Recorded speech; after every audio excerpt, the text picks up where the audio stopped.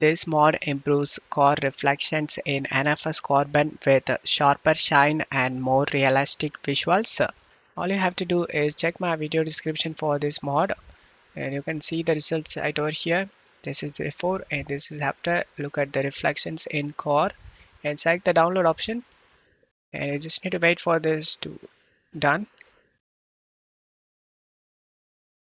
Once it's done, select download now option.